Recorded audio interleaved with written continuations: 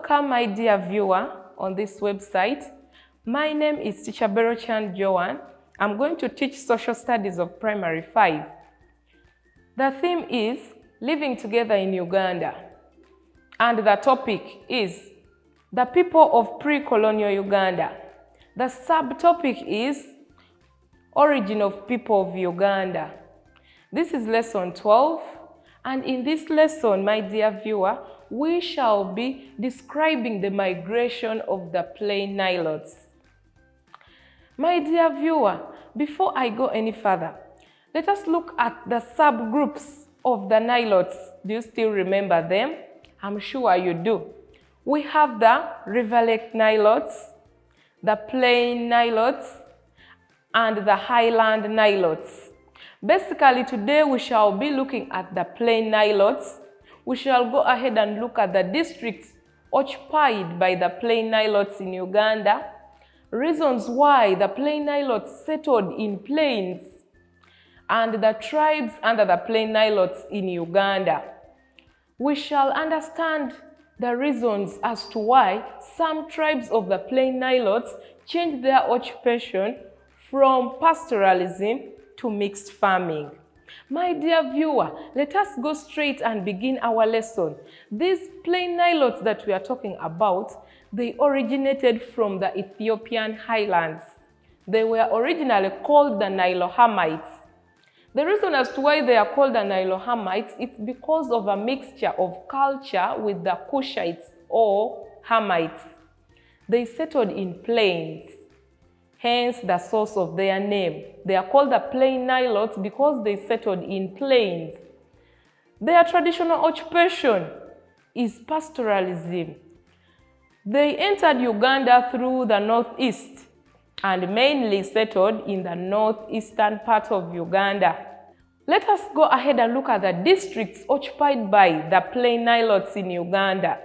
We have districts like Kabong, Abim, Kumi, Oyam, Dokolo, Moroto, Soroti, Nakapiripirit, and many others. Those are some of the districts occupied by the plain Nilotes in Uganda. My dear viewer, you can see that those districts are located in the northeastern part of Uganda. Now let us look at the reasons why the plain Nilotes settled in plains. They settled in plains because the areas were large and without people. These plains were large areas without people. So when they came and found a large area without people, they decided to occupy these areas. Secondly, the areas were free from vectors, i.e. tsetse flies. We know very well their main occupation is pastoralism, so these people dealt so much with animals, cattle, and so on. So, tsetse flies could be very dangerous to their livestock. So, when they reached the northeastern parts of Uganda, they found that the areas were free from vectors, for example, the tsetse flies. This motivated them and they decided to settle there. Now let us look at some of the tribes under the plain Nilotes in Uganda. We have tribes like Karimojong, Iteso, Kumam, and others. Those are some of the tribes under the plain Nilotes in Uganda.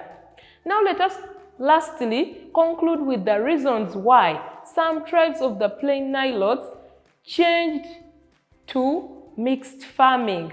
As I've told you, with time, these people gained interest in mixed farming, and some of the tribes decided to change their occupation, which was pastoralism, to mixed farming.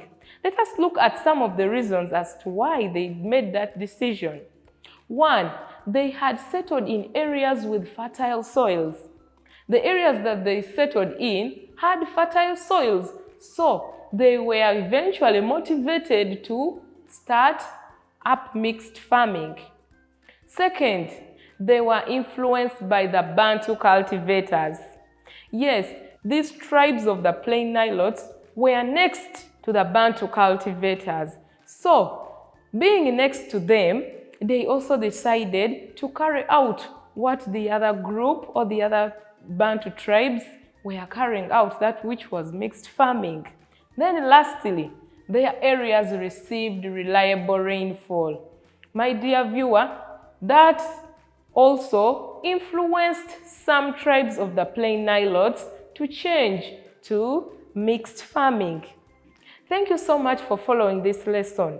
We have been describing the migration of the Plain Nilotes, and we said the Plain Nilotes originated from the Ethiopian highlands. We also said they were originally called the Nilohamites. We said their name was originated from the areas they settled in, that is the plains. So they settled basically in plains. Their main occupation was pastoralism. They entered Uganda through northeast.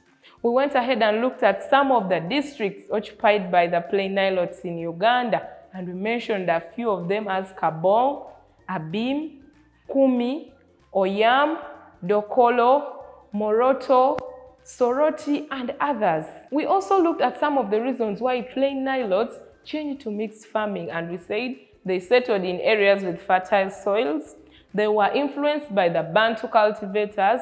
Their areas received reliable rainfall. It has been a great pleasure teaching you, my dear viewer. I am going to leave you with a lesson test that I'm sure you'll attempt very well and score 100. Up next, the lesson test.